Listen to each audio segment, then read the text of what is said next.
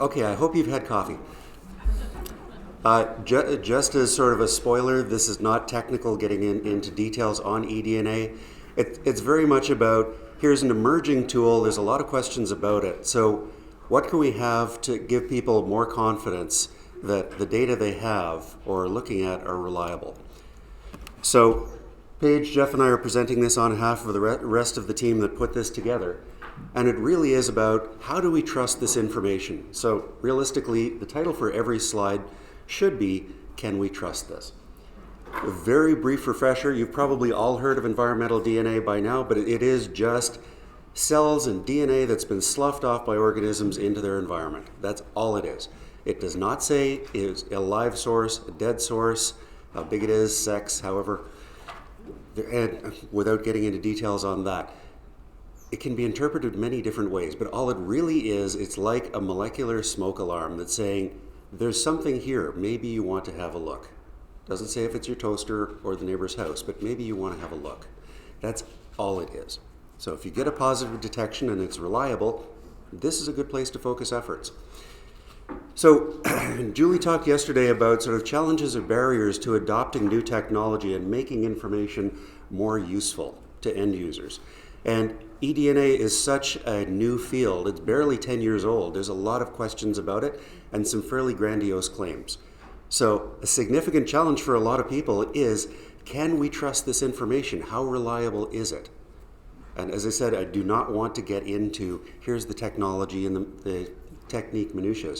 So the goal of our group was to, can we pull together existing information, not come up with new stuff, but just compile it, and put it in a user-friendly format of, here's things you want to think about for when you're given some data or you're interpreting it or you're putting something out for tender to have a lab do this for you. So just considerations. So 5 years ago, our group did something under the Science Transfer Program. This is up on the Science Transfer website. I'd hardly recommend having a look at it. There's a lot of text, but it's just to show you what's there. I'm not going to work through it. We put this out basically saying, this is what environmental DNA is, potential uses for it, and its limitations. It has very definite limitations. It is not a magic bullet. So this follow-up one is just saying, can we start pulling together information on what are the criteria or factors to consider before you would say, this is reliable, or no, I don't trust this. And my job is the introduction, and get out of the way for Paige and Jeff. So just briefly, there's two different approaches that have been used. People are probably most familiar with the targeted approach, where you're looking for a particular species. So Asian carp, sea lamprey, you go in and you look for one thing and that thing only. We heard yesterday a little bit about a community approach or eDNA metabarcoding, where you're not looking for the needle in the haystack, you want to see the haystack. For both of these, there's precautions having to be taken along the way when you first, where do you collect your samples, the effort you put in, how are they collected, how are samples handled, etc. Because we're dealing with a sensitive technique that can easily find trace amounts of DNA, and you have to be very careful about those traces. So, whoops, forgot there was an animation there. So to have confidence in this, we need quality assurance at every step along the way. You need to be your own harshest critic. This is for the people generating the data anyway. So as part of this, you need clearly established standards that people follow, not just when it's convenient, with checks and balances along the way. So contamination is a big problem. You can have false positives, false negatives. End users need to be able to interpret what's real and what's not. So 5 years ago, the Canadian Standards Association, this is just as an example, but CSA said we need actually a national standard for eDNA. So what can we trust and what is not reliable? They came out with a scoping document, said, here's the sort of information we want to address. Based on that, there was a national effort. We had our first national standard for Canada saying, this is the information you need to include for us to be able to trust what you're selling. And this was followed up last year by one focused, building from this specifically on targeted detection using quantitative PCR, the tool that's most often used, particularly for invasives. This is just one example. With eDNA emerging, many agencies and jurisdictions have set up their own standards. So there's good information out there, but there's a lot to wade through. So what our group did was try to pull this information together and build this into a streamlined flowchart and checklist of different factors to consider. You're up.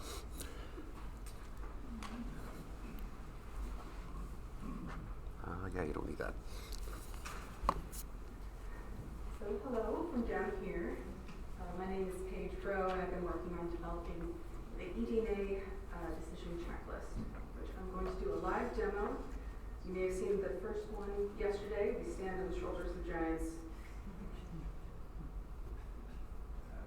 And here we are.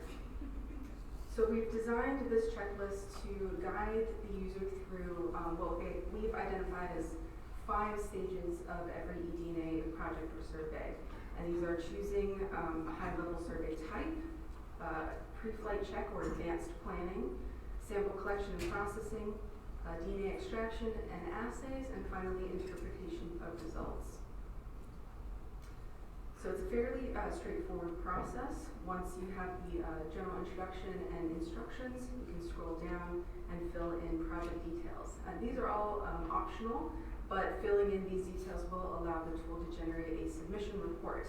And this will contain all of the considerations, the answers that the user gives, any supporting materials, and a list of resources. So I'll just go ahead and do this.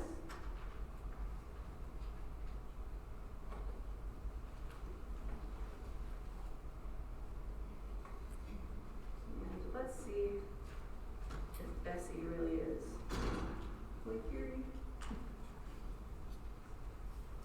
This is the, selecting the survey type is the only mandatory selection in the entire checklist because the type of eDNA survey you choose here dictates which set of considerations that are seen.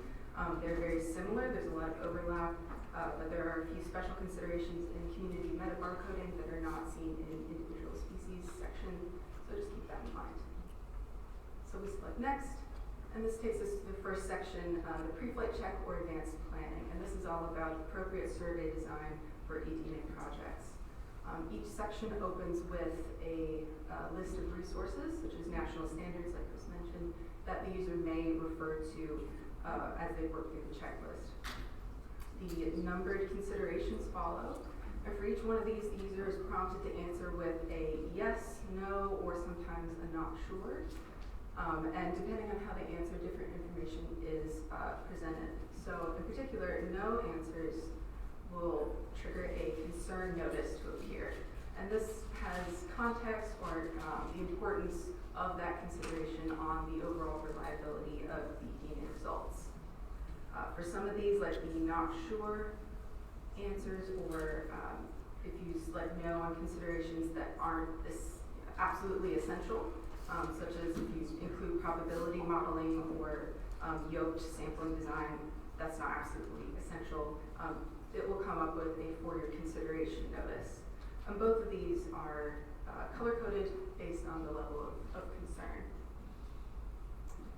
So as you work your way through, these answers are saved temporarily. You can go back and edit project details if needed, and then continue forward without losing your spot. And these considerations are optional. You can skip any ones that you want, but and if the user is only concerned, for instance, with advanced planning at this stage in their project, they can answer just to consideration 4, get the information, and be finished. But if you do want to move on, all you need to do is just select an answer for the last consideration of that section, and the next one will pop up. So starting with this second section, sample collection and processing, the user can begin to upload supporting materials. So for example, if they do indeed have a standard operating procedure for sanitizing equipment or trained field crews, they can select yes, and then choose a file for upload for the submission report. So here we have a protocol. I'll just attach that. Similarly, if you have field sample or field cards for when you collected samples, those can also be attached for the submission report as well. Here's a field sheet. I'll just upload that. We've also taken care to italicize any information that is make or break for the project. So this lets the user know when they should point blank not accept the eDNA results, such as if negative controls are not included. So this framework continues on throughout the checklist. Some of the considerations do require communication with field and lab personnel, like considerations 9 through 12 here that ask for lab details. And lab information or assay information may or may not need to be specifically requested. It depends on the lab that you're working with. It may be given up front. But the important thing to know is that all of this should be easily given if everything is done correctly.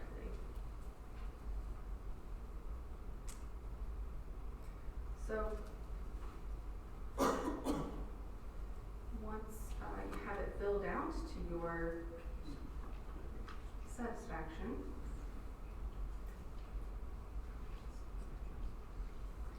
you can select finish, and depending on whether or not the email was given, if an email was not given at the beginning, the end screen will redirect to a list of next steps. If an email was given, you'll be prompted to check your inbox for the submission report. Right now, no matter what, it will redirect to a survey about the checklist itself. But once we're out of our feedback period, those individualized end screens will be in place.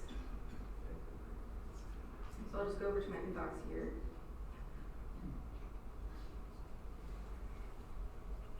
And refresh like mad. Here we are. Email comes through with the submission report attached. Open up and look at. So it is. It includes all of the project details that were submitted at the beginning, and all of the considerations and users' answers. We do note to carefully consider any concern text that follows any one of these no answers that were given. Where additional materials were uploaded, these can be opened separately and downloaded if desired. So here's our protocol. And then scrolling down, we have a very basic calculation of the number of yes, no, and not sure answers. And this isn't meant to be prescriptive in any way, it's just an easy at-a-glance metric of how many considerations were appropriately addressed for a project. We will have the same next steps as the end screen, and then we list additional resources such as all the ones that were included in the checklist and any relevant science transfer tools to help interpret eDNA results. We also have a static, kind of pared down version of this checklist for your convenience.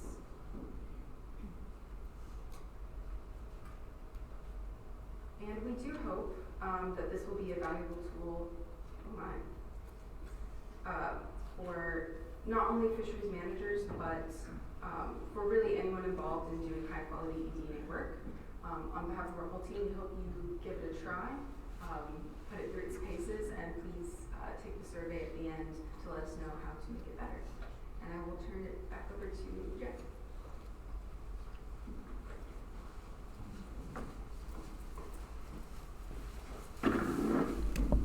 Thanks, Chris and Paige. I'm going to go over an application of the tools that both Chris and Paige described here that are products of the Science Transfer Program. And we're getting there. We had actually an opportunity to apply these tools in a situation. Let's see. Right. There you go. Keep going. There we go. An opportunity to apply to a situation in the Huron River, Michigan. There's currently a fish passage project that has a feasibility study being implemented in the system to explore options for enhancing fish passage, but there were some sea lamprey concerns in the system. So a disclaimer here is that Paige's tool, which she just described, was in development at the time, so we picked up and applied this tool sort of post hoc to some degree, and I've got some reflections in the concluding slides that I think might provide some improvements as well. But just as background, this system is tributary to Lake Erie, looking to enhance fish passage in that system for walleye, lake sturgeon, and white bass. No larvae have ever been detected in the system, but there have been some adults that have been trapped downstream. So U.S. Fish and Wildlife Service, as a part of the feasibility study, wanted to collect some additional eDNA to help inform risk associated with fish passage in the system, and effectively went out and collected some eDNA samples over the course of 2023. In the spring of 2023, they collected 4 eDNA samples, triplicates at each location, downstream of the dams, and then in the fall of 2023, they went out and collected an additional 6 samples from both downstream and upstream of those barriers for processing. We thought it was a great opportunity to apply the 2 tools that have been developed through the Science Transfer Program, the one that Paige just described on reliability for resource management, and then apply the management support tree for interpretation of positives, if in fact we had any positives. So I'm going to step through this real quick because Paige kind of already covered the structure here, but just some lessons learned as we applied this tool. First, pre-flight checklist was super useful, and this is targeted surveillance, so we were looking specifically for sea lamprey eDNA. The pre-flight checklist I thought was really useful, although we were fortunate that we could sort of, because we applied this post hoc, apply some of the work that the U.S. Fish and Wildlife Service had done in the past. They had a quantitative assessment survey that they implemented in 2001 that helped inform answering some of the questions in this pre-flight checklist, which was very useful. One of the things that we failed to consider within the context of this pre-flight checklist was repeat sampling, which will come into play later as we apply that second decision support tool. Second, as we moved into the sample collection and processing considerations, these were really useful for capturing the information from the actual data collection, from the survey design, and those kinds of things, and also sort of reinforce that eDNA is a really sensitive tool. So running out any Joe can go out and collect a water sample. Not necessarily. In fact, you have to be very cognizant of potential cross-contamination and those kinds of issues. And that's one thing that if we'd have had this pre-flight checklist and this, the decision support tool, I think we probably would have been better at addressing some of the things that we ran into as we processed those samples. The next stage here, or module, which is the DNA assay module, was ultra useful, particularly for the team as we developed the essentially components of the feasibility report from this eDNA sampling, because it forced us to ask the lab and the eDNA experts the kinds of questions that me as a non-geneticist wouldn't know how to ask. So we asked some questions, got further into the data, better understood where some of the caveats were, and in fact we did have some cross-contamination that occurred, which helped inform sort of the reliability of the information that we had here. Where that cross-contamination came from, who knows, but it was probably because we didn't consider cross-contamination in that sample collection piece. And then lastly, the interpretation piece. This again was ultra useful because it forced us to ask the genetic experts what the information meant. So we had formal interpretation or collaborative interpretation of the results rather than just, here's your eDNA results, you have a positive. So because we had a positive, we went on ahead and applied the second tool that's out there, the management support tree. And this tool, which Paige didn't cover, but it is on the Science Transfer website, uses really 2 pieces of information to inform the strength level of the results that from the eDNA assessments, and really 2 pieces of information. First, the frequency of positives in your samples is one piece of information, and there's really 3 trees that you can follow, or branches you can follow in the tree here. And the second one was this vector level piece, and that's a piece that is trying to understand kind of what Chris mentioned earlier about whether this is a live organism or DNA that's been shed or brought in from some other source. This was a little challenging for us to work through. We had a very low positive detection rate, less than 1%, but again, working through that vector level piece, we had some challenges working through that. That was okay because that helped sort of inform our interpretation of the information. At the end of the day, the management decision support tree breaks things out into levels. So level 1 is essentially, potential non-positive or at least a transient piece of information. And then as you move to level 4, you get into more information or at least more confidence in the results. So real quick, I'm running out of time here. Science transfer, decision tools, I thought were ultra helpful. The sample collection and survey design pieces were really useful. I wish we would have had those up front. But capturing that information in the decision support tool that Paige had put together was really useful. It helped us to ask the right questions, and also working with the lab through the interpretation piece. So it increased the confidence in the information and helped inform the messaging. Last, I've got a slide over here of eDNA detections in Lake Erie back in 2011, 2012. If we'd have had those tools back then, I don't think politicians would have pounced, and I don't think we would have put our Helly Hansens on and flashing hats and went out and chased fish. So lessons learned, detections are one thing, but resampling is critical. We found that out because we didn't go out and resample within a month of the initial sampling. Trends are really important. Cross-contamination is a real issue. And then timely processing. Just because you can freeze these things doesn't mean that you should freeze these things. Go ahead and get them processed and plan to go back out and resample at least within a month so that you can work through these decision support trees to inform essentially the reliability of the information. With that, I'd like to thank the co-authors here as well as all the folks that developed the tools. I thought application was super useful. And then as a closeout, here's some information on the products that have been developed, and hopefully they'll be useful for folks as they move forward with eDNA sampling and interpretation. So with that, I'll turn it over for questions to my team.